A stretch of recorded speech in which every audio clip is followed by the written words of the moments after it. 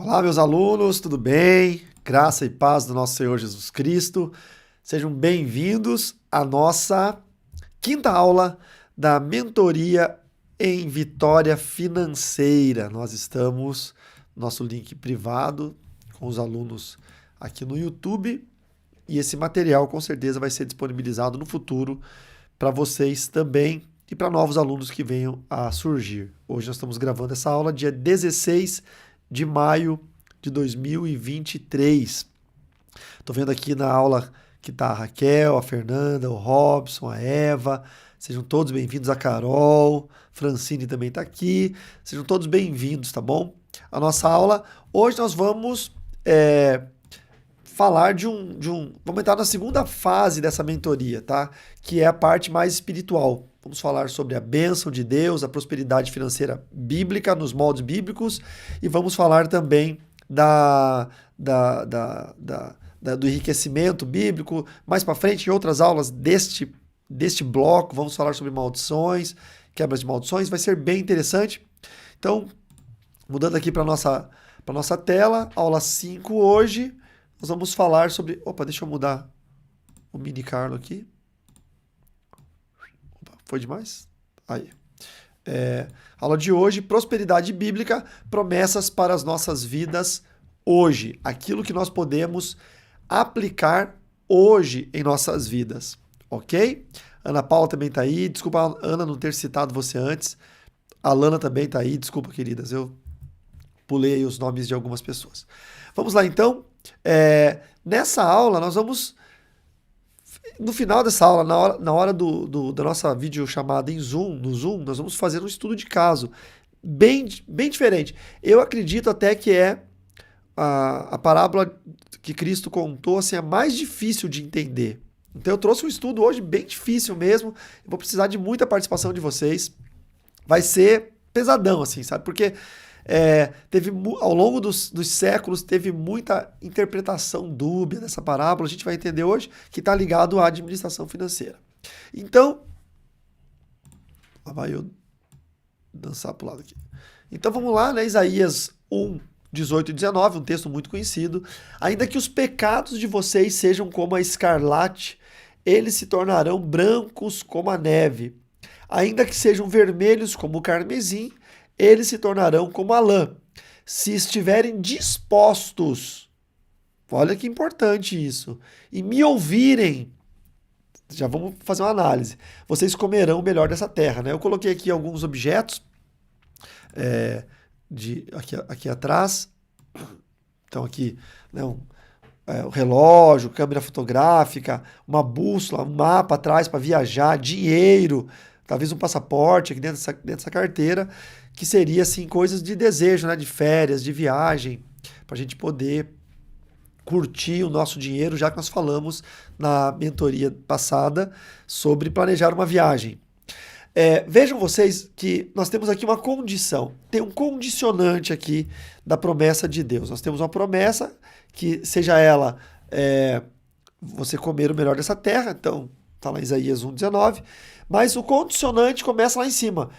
Eu tenho que fazer com que os meus pecados, que são vermelhos, se tornem brancos, tá? Obviamente, nós tivemos aí no Brasil algumas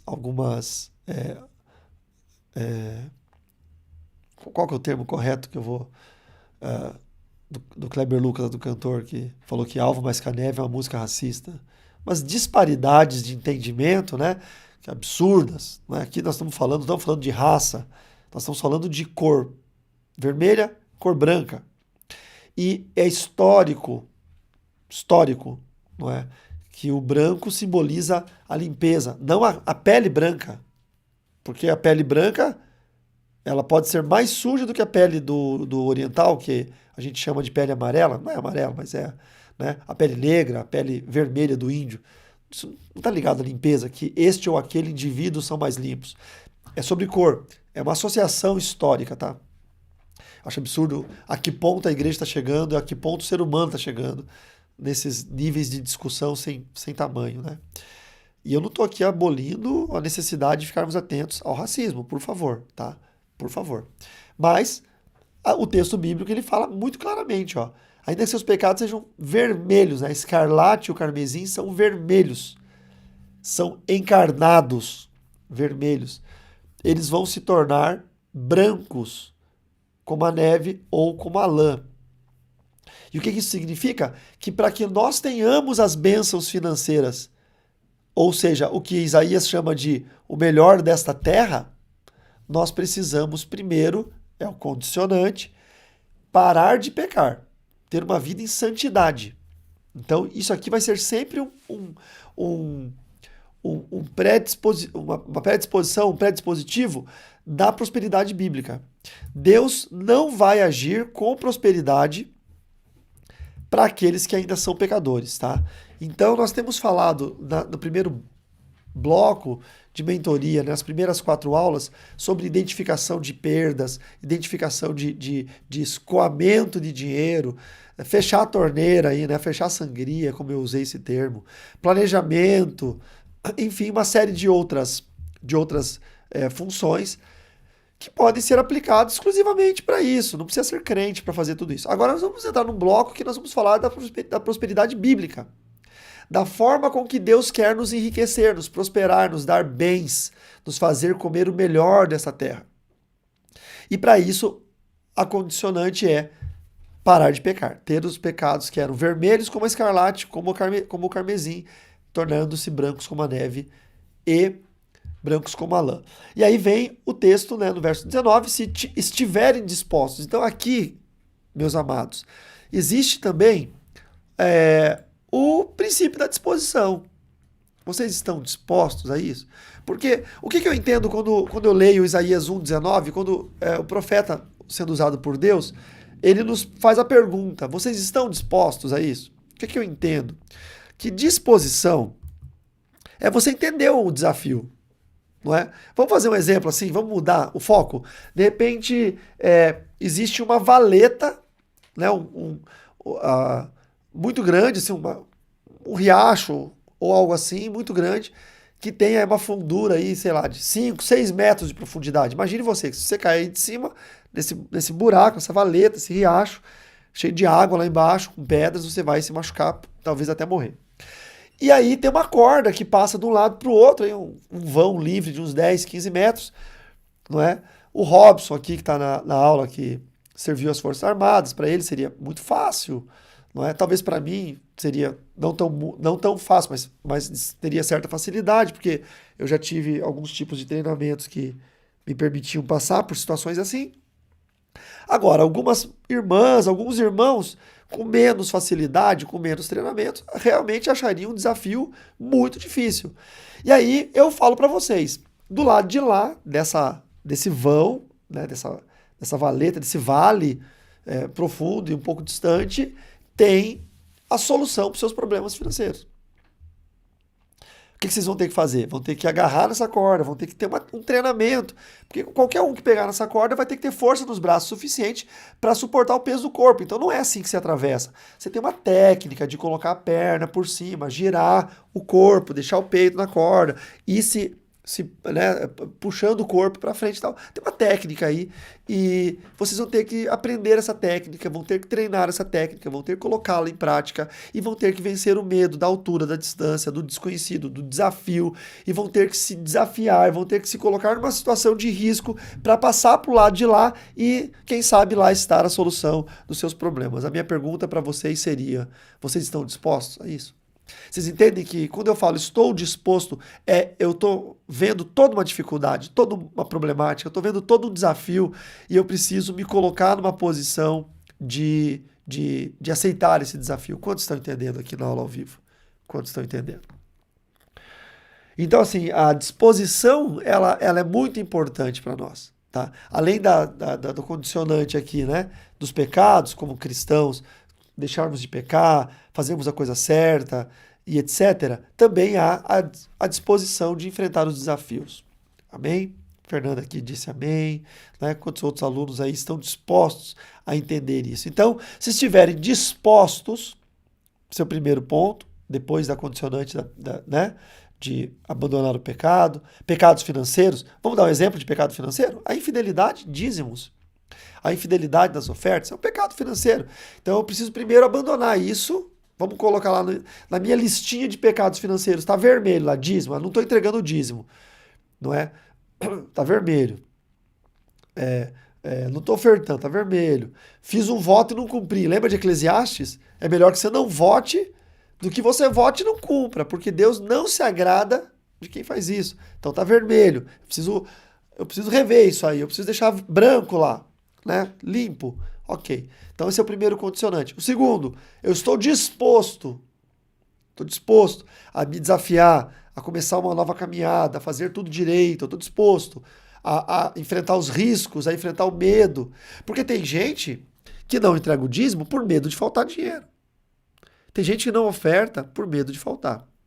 Estou disposto a vencer o medo. Estou disposto a me pendurar nessa corda e atravessar para o lado de lá. Estou disposto.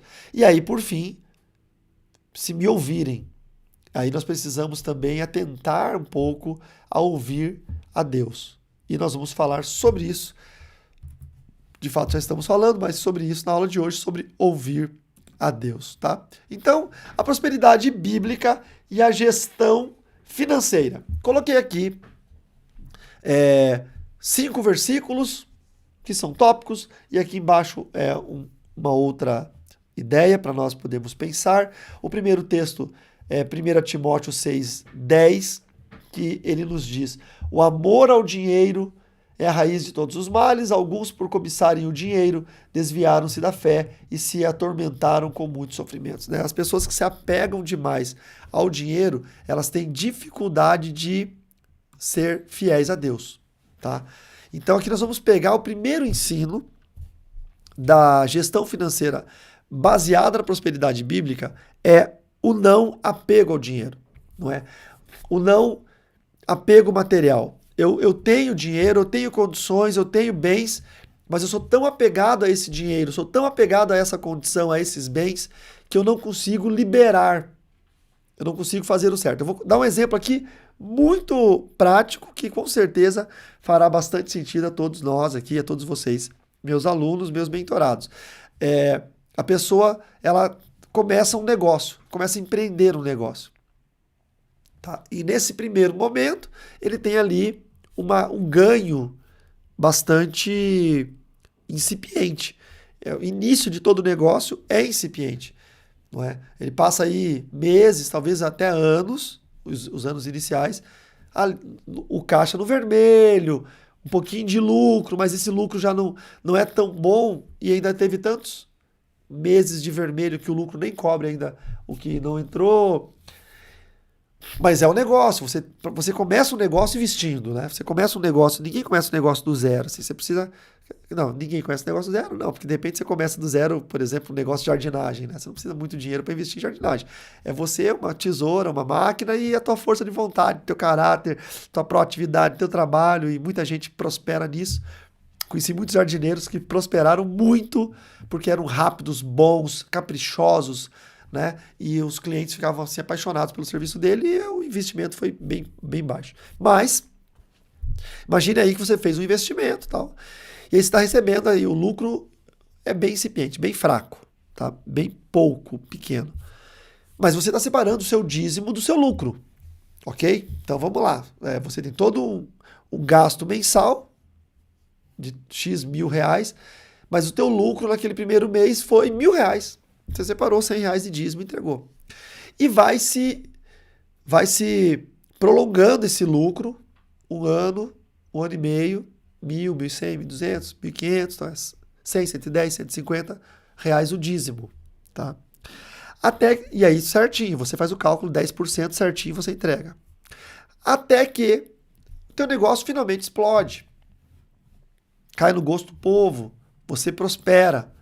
E agora o teu lucro já não é mais de 1.000, o teu lucro já é de 10, 20, 30, 100 mil reais. E agora quando você vê 100 mil reais do teu lucro e você pega esse dinheiro e você precisa separar 10 mil reais de dízimo, é mais difícil. Você fica pensando, poxa, mas 10 mil é muito dinheiro. E é aí que muita gente erra. Eu vou falar um negócio que eu falo sempre, falei sempre para as minhas ovelhas, enquanto pastor de igreja local, o pobre, ele é muito mais fiel a Deus no dízimo do que o rico, tá? Me perdoe aqui os ricos, o pobre é muito mais fiel. O rico que ganha, que tem um faturamento mensal de 350, 400 mil reais, dificilmente ele tira 40 mil reais assim, ó, e faz o depósito para a igreja de dízimo. Dificilmente. Ele vai inventar uma moda. Ele vai pegar, não, mas eu tenho o faturamento de 400 mil reais, mas o meu prolabore que eu tiro é 80 mil. Ele dá o dízimo desses 80, dá 8. E o resto? Está em investimento, está guardado no banco, está em investimento internacional, mas é o lucro do mês. O dízimo é daquilo que ele ganha. Se eu ganhei nesse mês 400 mil reais, que Deus nos ouça e os anjinhos digam amém, né? O meu dízimo é dos 400 mil, não é do que eu tirei para pagar mercado. Não é do que eu tirei para pagar parcela de carro. É do que eu ganhei. É de tudo que me vem à mão. Então, esse é o grande lance da história. O pobre sempre é mais fiel que o rico. Porque é mais fácil ser fiel no pouco. Só que a promessa de Deus é que Deus nos mantém fiéis no pouco e nos coloca sobre o muito. Nós vamos ver isso para frente, ok? Mas por que então a maior parte, não vou falar a totalidade, mas a maior parte dos ricos não é fiel a Deus? Porque ele ainda é apegado ao dinheiro, porque o amor do dinheiro é a raiz de todos os males. E alguns dessa cobiça passaram a ser atormentados por muitos sofrimentos. Esse é um primeiro ensinamento de gestão financeira bíblica que nós devemos cuidar, ok? Então eu já vou trabalhar o coração de vocês como pastor, como mentor, como profeta de Deus, como teólogo e como neurocientista. Já vou trabalhar aí a mente racional, científica, a mente espiritual, a mente cristã, para vocês se prepararem para um futuro. Eu quero que vocês digam aí na casa de vocês assim, ó, Senhor, eu sou fiel no pouco, me ajude a manter a minha fidelidade quando eu chegar no muito. Me ajuda, Senhor. Eu quero poder entregar um dízimo de 10 mil. Eu quero ter a alegria, a honra de poder entregar um dízimo integral, assim, de 40 mil, 50 mil na igreja. Eu quero ter essa alegria, essa fidelidade. Eu quero viver isso, Senhor. Entendeu? Porque o que acontece? Deus está do teu lado aí? Deus está aí agora. Onde você está? Deus está do seu lado, não é? A Francine, Deus está do lado dela, e eu também, porque a Francine está atrás das câmeras aqui no estúdio, estudando dentro do estúdio hoje. Não, mas Deus está do seu lado aí? Deus está. Mas Deus também está no seu futuro. Então Deus está vendo você entregar o dízimo de R$1.000 hoje? Deus está vendo você colocar R$100 no envelope, entregar o dízimo de 100, né? O dízimo relativo a 1.000. Mas Deus também está vendo lá no seu futuro você entregar uma transferência, um Pix de 40 mil, de 50 mil. Deus já está vendo isso. Então é exatamente isso.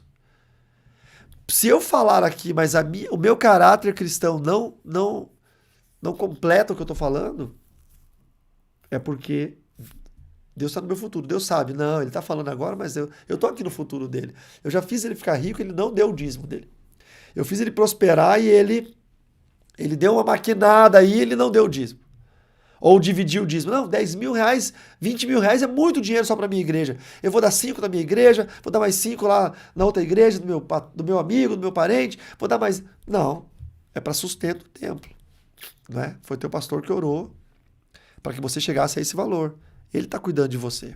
Ele é o teu guia. Então é na igreja que você congrega. Ok?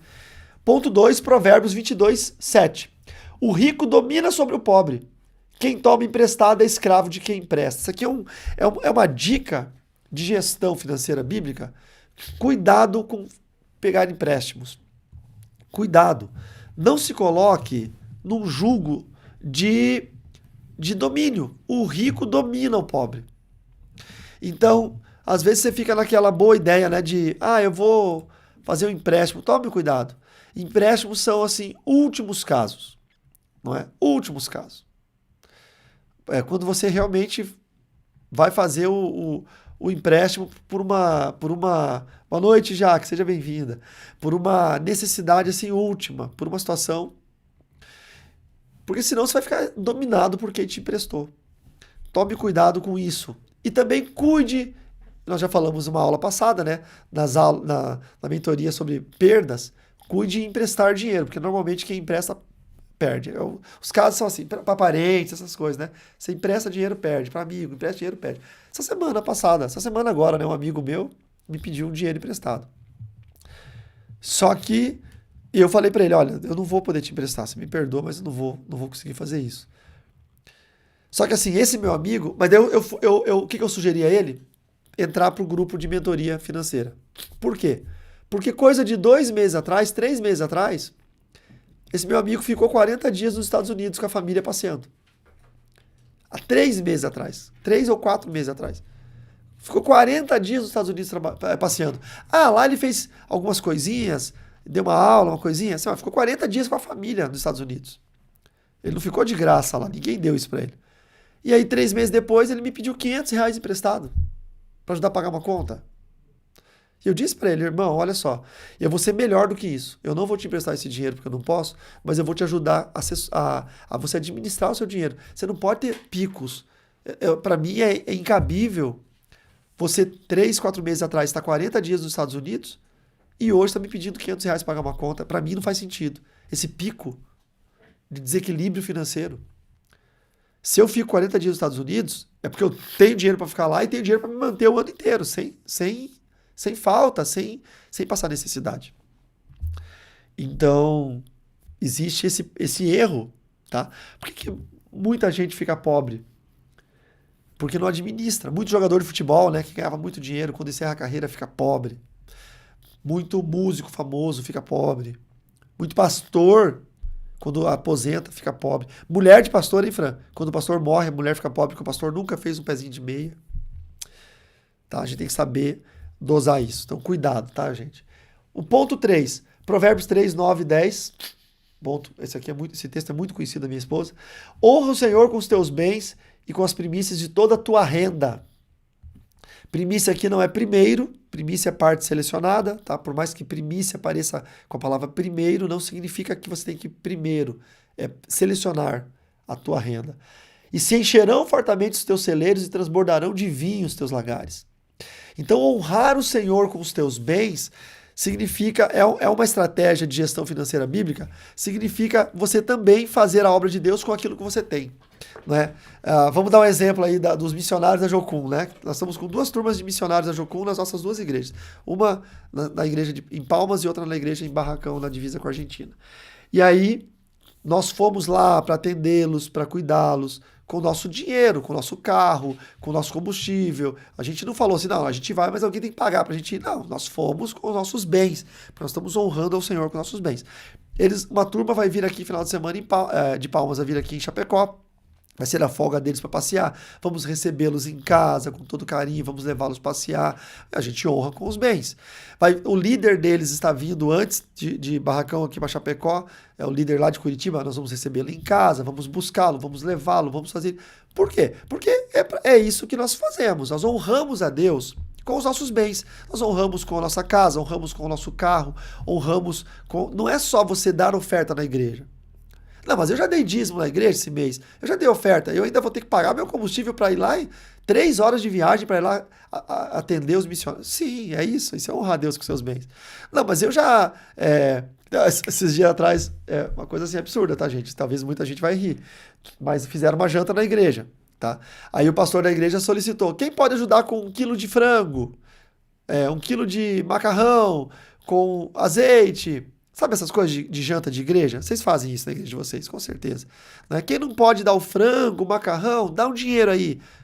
R$20, R$30, R$50, ok. Aí, né, quem pôde e tal, obviamente, ajudou de alguma maneira. Quem não pôde ajudar com bens, com comida ou com dinheiro, ajudou com a mão de obra. Enfim, ok, é isso aí. Aí foi feita a janta da igreja. E a janta da igreja foi cobrada. Porque o objetivo era levantar fundos para um dos ministérios da igreja, fazer uma viagem e tal, tinha toda uma história por trás. Aí teve um irmão que questionou, mas por que eu vou pagar a janta? Eu e minha família, nós somos em 5, se eu dei um frango, 1 quilo de macarrão e mais tantos reais para ajudar, e a minha esposa ficou ali cozinhando e depois ficou lavando a louça. É porque você honra a Deus com os seus bens. Vocês entendem? Não faz sentido você ser cristão e você... eu doei o frango, eu vou comer de graça. Então você não doou nada, você vai comer o que você doou. Então, o sentido é esse, honrar a Deus com os seus bens. Se você quer prosperidade bíblica, você precisa aprender a honrar. Você tem que ser liberal. Não, eu dou aqui R$ 100 e ainda pago mais umas 20 da minha janta. Eu dou aqui um frango, um macarrão, o queijo, e ainda vou lá pagar o meu prato de macarrão com frango e queijo em cima. Eu estou honrando a Deus com os meus bens. Você quer que os seus celeiros sejam fartos e seus lagares transbordem? Você precisa honrar ao Senhor com os seus bens e com a parte selecionada de toda a sua renda. De tudo que eu ganho. Não é só dízimo, oferta. Eu honro a Deus com tudo isso. Tá? Hoje a gente tem uma certa honra. Deus nos honra bastante. E aí, mas eu sei que eu plantei isso sem saber. Eu plantei isso de uma forma assim, sem saber, porque quando nós éramos ovelhas, no início do nosso ministério pastoral, a gente era ovelha, né? Eu era pastor auxiliar, missionário, ainda início, o nosso pastor tinha comprado um carrinho e ele ia viajar, nós falávamos, não pastor, a gente paga todo o combustível da sua viagem. Eu e Francine, não era a igreja. Não, pastor, quanto tempo você vai ficar lá? Não, tome aqui um dinheiro para o senhor viajar, para o senhor passear, você vai comprar alguma comida, vai comprar um presente. Nós dávamos dinheiro para o pastor passear. Passear, irmãos. E nós éramos fiéis no dízimo, oferta, somos, né? Mas estou falando daquele tempo passado, fiéis no dízimo, na oferta, fazia voto, cumpria voto, comprava comida para a igreja, nas festas, ajudava. E ainda quando o pastor ia viajar de férias, nós bancávamos o combustível do pastor e o dinheiro dele das férias. Com o dinheiro pessoal. Com as nossas primícias de honra daquilo que nós tínhamos na nossa renda. Hoje nós temos um carro confortável, hoje nós temos condições de viajar, hoje nós temos irmãos que nos amam, que nos abençoam, nós temos trabalho, né, profissões que são rentáveis. Por quê? Porque nós plantamos isso lá atrás, uma semente de honra. Isso é muito importante como gestão bíblica, ok? Gestão da prosperidade bíblica. E esse ponto. Deixa eu só eu vou dar uma pausa aqui na aula, que eu vou assoar o meu nariz. Estou resfriado. Tá frio aqui. A primavera não, o outono aqui no sul, ele é gelado. O inverno é muito gelado. Então é muito frio. Mas o outono ele é gelado, né? Só que ele tem aquele solzinho de dia, quente, e o vento gelado. E a gente resfria sempre. Por quê? Porque você olha lá fora, tá um sol quente, você vai na varanda, tá quente, você sai com pouca blusa, só que o vento gelado dá essa mudança de clima, enfim, dá resfriado. E para não ser delicado com vocês, eu vou colocar a tela da abertura, vou mutar o microfone, vou só o nariz e vou voltar em um segundo.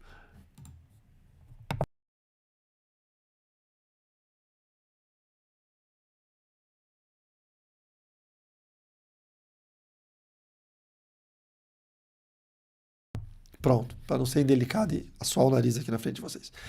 O ponto 4, Lucas 12, ele diz o seguinte: E lhes disse: Acautelai-vos e guardai-vos da avareza, porque a vida de qualquer um não consiste na abundância do que possui. Então, a vida é muito superior aos bens, né? Extremamente superior. E a gente precisa entender isso. Então, existem pessoas que acabam colocando acima da vida, acima do bem mais importante que é a vida, o dinheiro, não é? Tinha até uma ilustração de um macaco, um animalzinho macaco. Vou pegar minha garrafa de água. Não, teria que ser. Amor, você faz uma gentileza pra mim? Ah, mas aquela lata ali é verde, não vai dar. Aquela caixinha lá embaixo, por gentileza, só pra fazer uma ilustração. Ela tá vazia? Pode estar aqui mesmo. Tá. Isso que eu ganhei do meu filho, Dia dos Pais. Então imagine que dentro dessa caixinha aqui, que ela tá vazia, tivesse uma riqueza. Só que a boca da caixa, ela só cabe a minha mão. Já viram essa ilustração? Quem já viu essa ilustração? Era um pote de vidro. E aí, o macaco, né, o animalzinho, dentro tinha uma banana. Ele colocava a mão por ali e ele agarrava a banana. Só que quando ele agarrava a banana, ele não conseguia mais tirar a mão. Porque agora a saída do pote era muito estreita, não conseguia tirar a mão. O que ele tinha que fazer? Ele tinha que abrir a mão para conseguir tirá-lo do pote. O que é avareza? Avareza é você, em alguns casos, perder. Se você combater a avareza, no caso, né? Acautelai-vos e guardai-vos da avareza. É você perder. É você ter que abrir a mão, né, de alguma situação que você está vivendo, para não ficar com a mão presa e não conseguir tirar a mão do pote. Isso acontece sempre quando a pessoa troca a vida de alguém pelos seus bens. Então as pessoas, elas não são descartáveis. Os bens são. Os bens, eles acabam. Então isso uma dica também bíblica de gestão e prosperidade. E a última aqui, Filipenses 4,19. O meu Deus, segundo as suas riquezas, as riquezas dele, suprirá todas as vossas necessidades em glória por Cristo Jesus. Então as nossas necessidades, nós sempre as teremos supridas pelo nosso Deus, ok? O Bruno disse que já viu uma dessas de barra de ouro. Eu acho que eu vi também, Bruno, acho que em Dubai, né, que tem um negócio de vidro grandão, o cara tem que enfiar a mão lá dentro, ele consegue segurar a barra de ouro, mas ele não consegue tirar a mão com a barra de ouro. Acho que é isso, né? Enfim. E aqui nós vamos então para essa né, pequena explicação. Esses são apenas alguns exemplos, mas há muitos outros textos que podem ser relevantes. A parábola de Jesus, como a parábola dos talentos, vocês lembram bem? Está em Mateus 25,14, também pode fornecer insights valiosos sobre como gerenciar nossos recursos financeiros. A gente pode então ir a essa parábola dos talentos. Deixa eu pegar o meu bonequinho aqui e puxar para cá. Aqui no cantinho. Vamos lá então. Eu dou uma mutada aqui, dou uma fungada no nariz. Parábola dos talentos, tá? Não vou ler todo o texto, porque vocês conhecem, tá? O texto ali embaixo é Mateus 25, 14, 30. Tá aqui disposto para vocês o texto.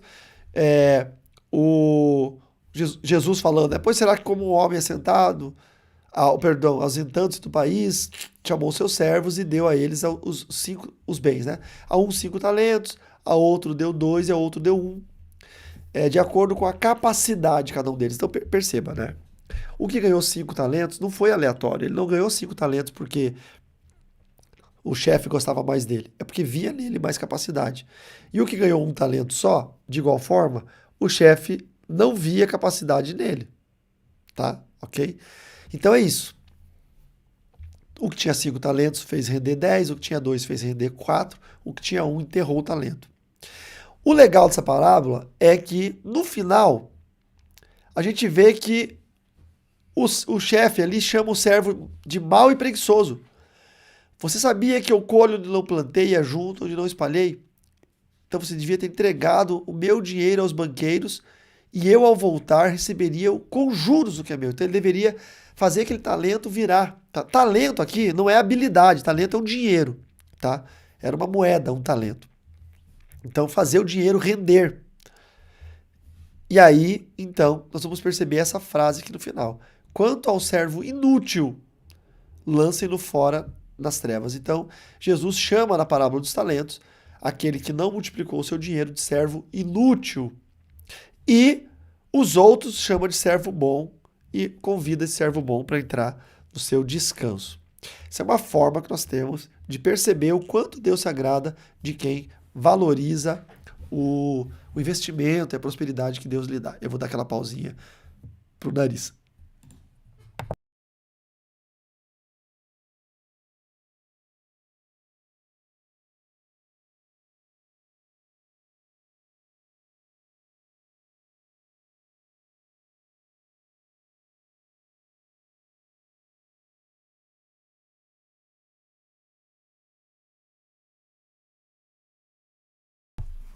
Eu tenho uma teoria que quanto mais eu limpo meu nariz, mais dá alergia, porque olha só, o lencinho descartável, ele tem tipo um pozinho de papel. Essa é a minha teoria. Pois bem, vamos pegar uma pausa para água aí, beba uma aguinha.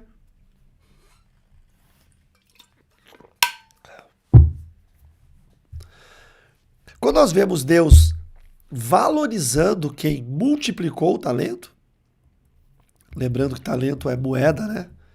É uma moeda saúde. Obrigado, Jairo. A Alana querida mandou. É, e ó, já trancou meu nariz. E eu tomei o descongestionante antes da aula, pelo visto, não adiantou. Então, assim, a gente vê Deus valorizando quem multiplicou o talento, tá? E eu vou colocar aqui no a moeda grega, né? O talento. Vou colocar aqui no Google, só para vocês entenderem, ó. É a maior unidade monetária do Novo Testamento, é o talento. Um talento equivalia a cerca de 30 a 35 quilos de prata e valia cerca de 6.000 denários ou dracmas. Tá? A dracma era o dinheiro de um dia, né? Dracma, moeda. A dracma, ela era, é, eu acho que ela era, não, denário, dracma grega. Aqui tem vários tipos de dracma. Enfim, depois dá uma pesquisadinha na dracma aí, mas imagina, um talento, 6.000 dracmas ou 35 quilos de prata, imagina. Então, o patrão deixou ali 30, 35 quilos de prata para o rapaz negociar, fazer virar bastante. Ele não conseguiu. Deus se agrada mesmo que a gente faça aquilo que ele entrega nas nossas mãos render, multiplicar, tá? Deus se agrada disso de forma extraordinária. Pois bem, a Bíblia fala também sobre várias maneiras de obter riquezas, mas enfatiza que a verdadeira riqueza vem de Deus e não das riquezas materiais. Nós temos visto isso nesta aula da mentoria de hoje. Lembre-se de que a verdadeira riqueza não é medida pelo dinheiro e bens materiais, mas pela relação que temos com Deus e com os outros. Busque primeiro o reino de Deus e sua justiça, está lá em Mateus 6,33, e o restante será acrescentado em sua vida. Então vamos ver aqui alguns pontos importantes, né, dessa busca aí que Deus nos dá, né? Primeiro, honrar a Deus com as primícias do seu dinheiro, que eu já falei lá em Provérbios 3, né? Honrar a Deus é uma parte importante. Segundo, ser diligente no trabalho. Em Provérbios 10:4 diz que a mão diligente se apoderará de bens, mas o que se demora em negócio será cada vez mais pobre. Então tem que ficar diligente.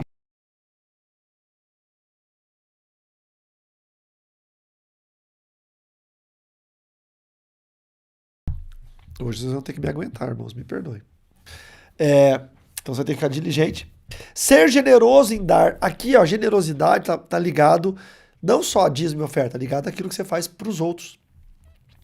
Pois a Bíblia diz em 2 Coríntios 9:8, lembrai-vos, aquele que semeia pouco, pouco também fará, e aquele que semeia com fartura, com abundância também fará. Então você faz vários tipos de ofertas, não só na sua igreja, em outra igreja, outro ministério, ajuda os missionários, ajuda as pessoas, obras sociais. Você é generoso, você semeia em vários locais. E também se as suas ofertas são abundantes, você também colhe com abundância. E essa dica, seguir os princípios bíblicos de gestão financeira, como evitar dívidas desnecessárias, poupar e investir sabiamente. Nós vimos na tela anterior.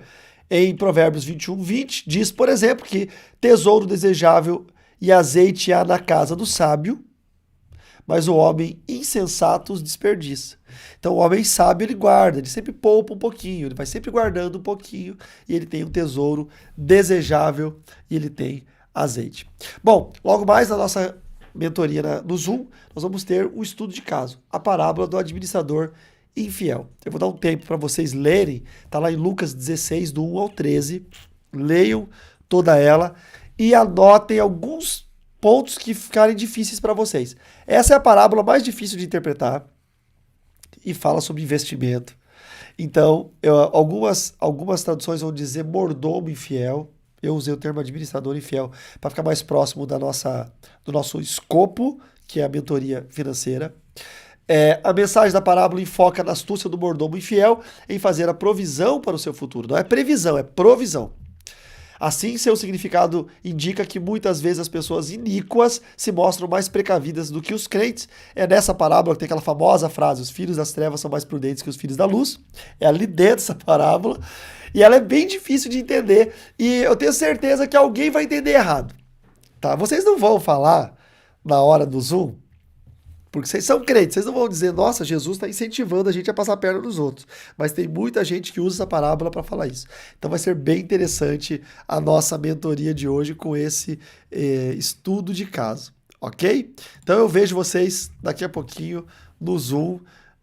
Eu vou dar um tempinho para vocês lerem, tomarem uma água. Daqui a alguns minutinhos a gente começa lá, tá? Deus abençoe a todos vocês e obrigado pela paciência comigo hoje com o nariz aqui entupido. Deus abençoe. Até logo mais. Tchau, tchau.